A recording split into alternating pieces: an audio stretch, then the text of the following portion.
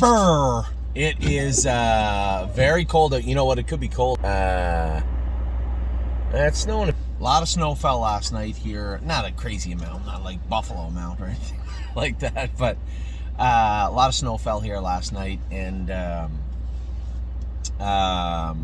I guess, truthfully speaking, an old guy used to tell me it's so cold driving. You know, when I was a kid, I remember I drove. So I guess this would resonate more with the Canadians. I drove in Prince Edward Island around Christmas time when I was maybe 18, 19, and it was minus 46 with the wind chill. And I remember an old guy telling me, he said, it was snowing out the one time. I don't even know where it was. And I said, oh, it's snowing. He goes, oh, if it wasn't snowing, you'd be really cold. I didn't know what he meant at the time. But on the clear days, when you're racing clear days and there's no snow, but it's, you know, if it's at night you can see the stars, it is bitter cold. So I guess thank God for the snow. We got some horses to go with here today, and obviously I want to talk about yesterday. You know, I got done at the barn yesterday. Didn't do a whole lot at the barn yesterday. It was bitter cold yesterday, much colder than today. It feels like it anyway. And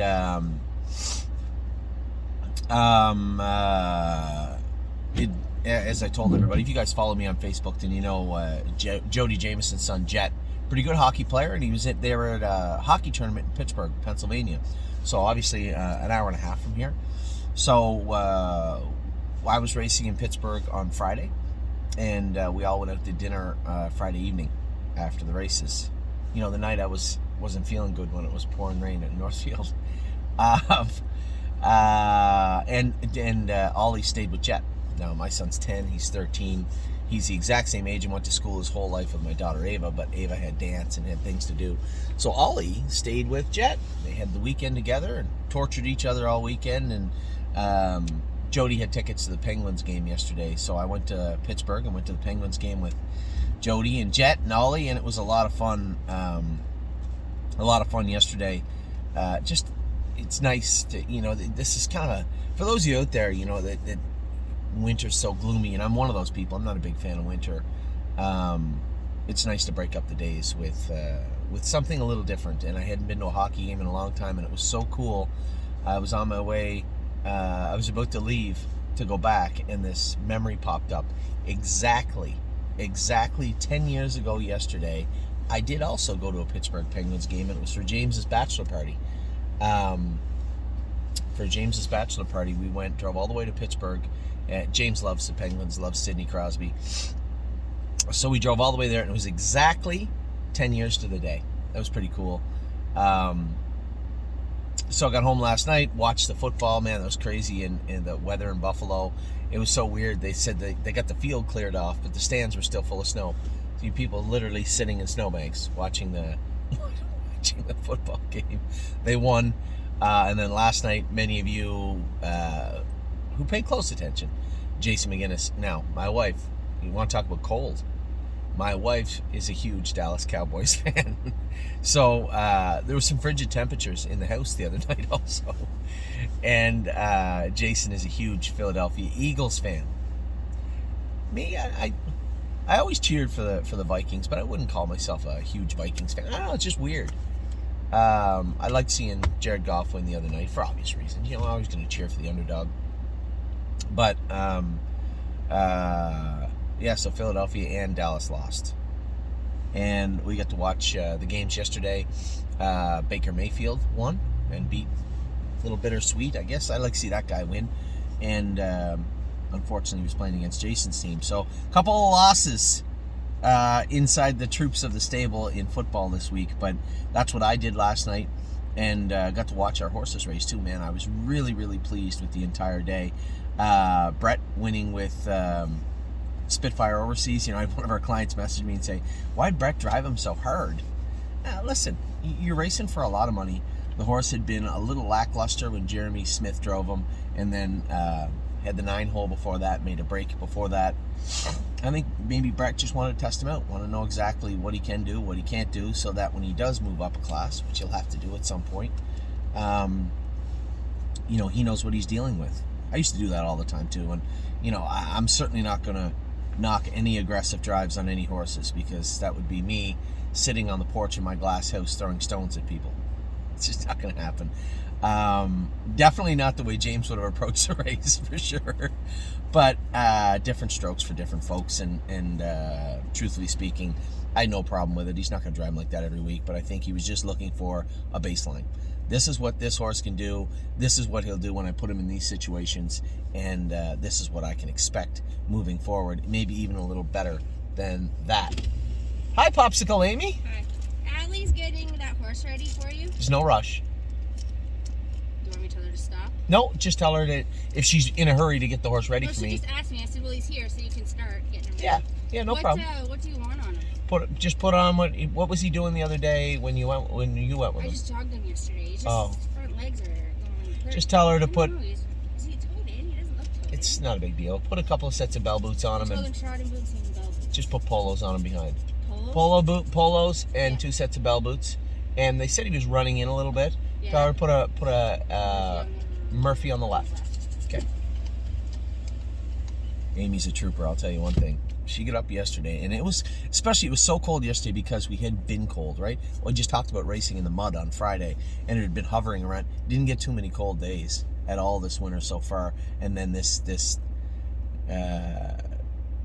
snap hit us, and it was so cold yesterday.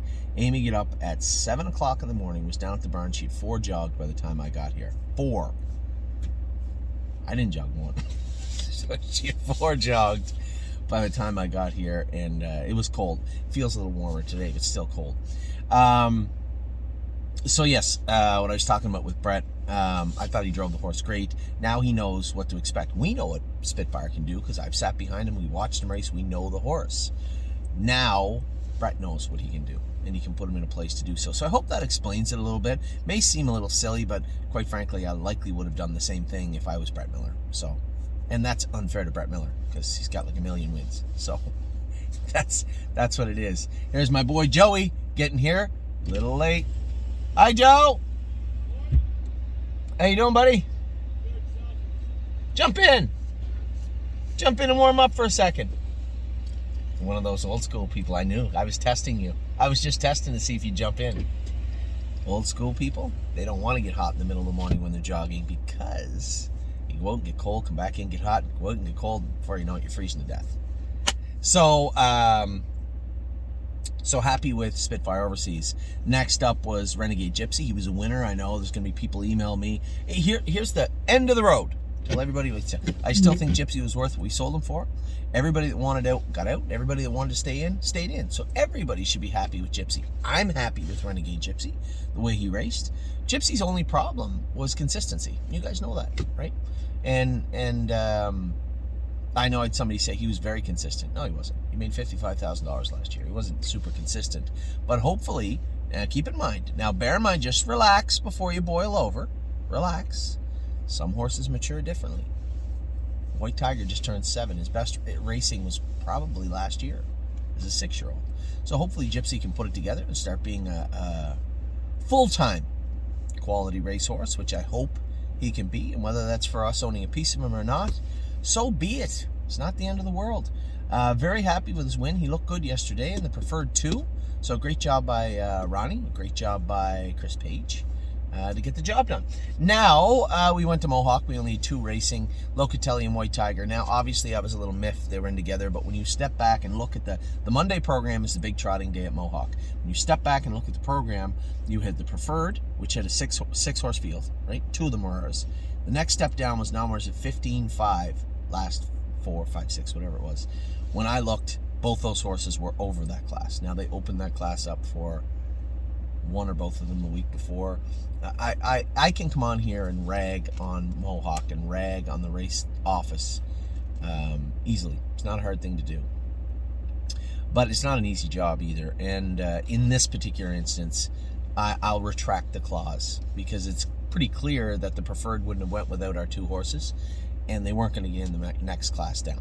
So it was either race them together or not race them at all last night. So I was very happy. Again, listen, they're not going to beat those top horses, right? Oni Hall's a quality, maybe, I was going to say Fringe, but he's much better than Fringe, like a free-for-all trotter.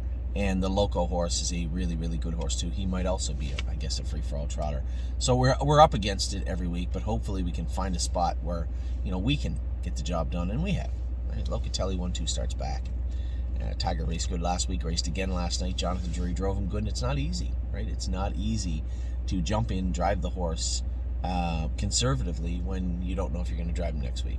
I made a career of it, but, well, that's not true. I didn't drive too many horses conservatively. So the second part, the latter part, not knowing if I was going to drive them again, yes. Conservatively, no, not so much. So we're going to get some training done today. We're going to train some of the 3-year-olds that are coming back to the races. I'm going to go with a couple of babies. I want to go with Dancing by Myself, and I want to go with I'm Ready Too. Those 2 horses, nothing really wrong with them. I just want to get them back on the straight and narrow. You'll see this through. So, you guys know this, right? You see horses kind of stray off the path.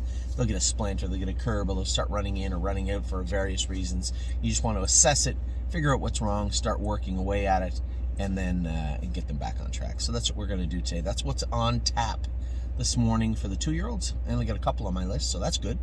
Considering we have about 43 of them here on the premises, and I have 2 of them on my radar. Pretty good run so far with the babies.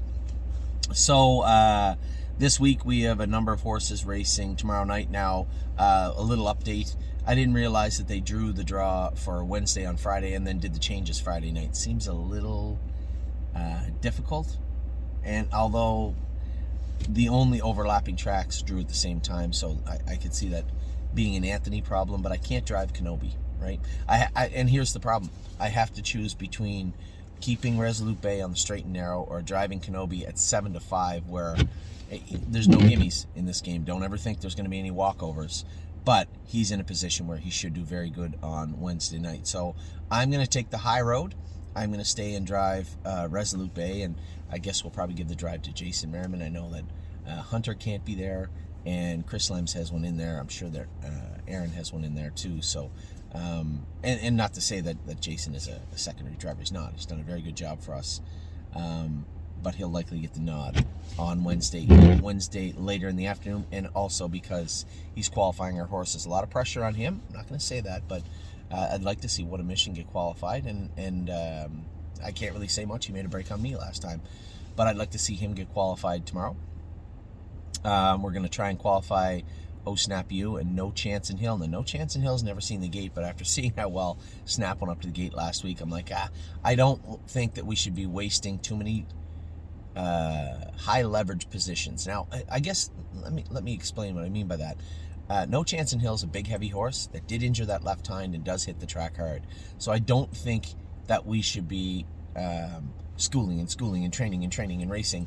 Let's get him into the swing of things, this guy, and see if we can get him on a plot a course for him. 1, where you can train him and keep him tight, and 2, where you can race consistently without having any issues, right? And he's been on that left line. Now, I thought he trained much better the other day, but on that left line hard, I'd like to see a qualifier in 2-4 over any sort of track like this would be good. But the track does have to be good also. If it's just a good track, it's slippery, whatever, chance isn't going. But in a perfect world, he will qualify tomorrow. So we have 3 qualifying. Irish Ray probably needs to qualify. We got to figure out where we're going to race him once we get him going. That's also on tap for tomorrow. So that's 4 that potentially have to qualify our school tomorrow. And then we have to race Kenobi, Walter's keepsake. I'm going to start my day over in Pennsylvania with Electric Line, who we retained. Good luck to his newly remodeled ownership group. So we have Electric Line, and we have Resolute Bay. Number of horses are going to be entered for Friday today, so it'll be a little tricky navigating everything with the entry box. I'm actually going to call Tim and see if he has any insight as to what classes are going and who's going to be used where. I did 13 minutes to do that, and the same goes for Northfield Park. This weekend, obviously, Amy is going back over. Ollie has ball practice on Friday. We made a commitment for him to go to ball practice on Friday in Ontario, so it's going to make our year a little more difficult, but it just felt like it was something that we shouldn't abandon. Ollie likes playing in that rep league, and that team is the top team in that region. So He's played with them his whole life, and we decided that we were going to make a commitment to have him back over there to play baseball this summer. So that's another little wrinkle in our life. But many of you out there that have kids playing sports understand that. So Amy's going back over there. We are going to try and drone on Saturday. I don't know if I'll be at the drone. And here's the thing. It will be completely dependent on who gets in at the Meadows on Friday. If there's some horses that I feel that I should be there to drive, then I likely can't go to Ontario on the weekend. If for whatever reason we don't get that many in, then I may in fact go. If I don't go to Ontario, you may see me show up in Lansing, Michigan for the awards banquet, or I may just race here Saturday night at Northfield Park. I don't know yet. A lot going on today. So I will talk to you all very soon. Now you have a full update of everything going on in Ontario, in Ohio right now. Take care.